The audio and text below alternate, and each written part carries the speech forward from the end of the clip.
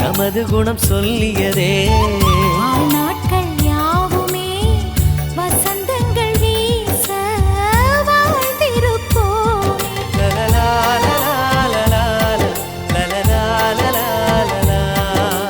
Happy new year வந்ததே.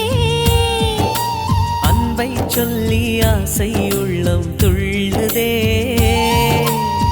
சூரியகாந்தி பூ போல முகம் மாறுதே, சுகம் சேருதே.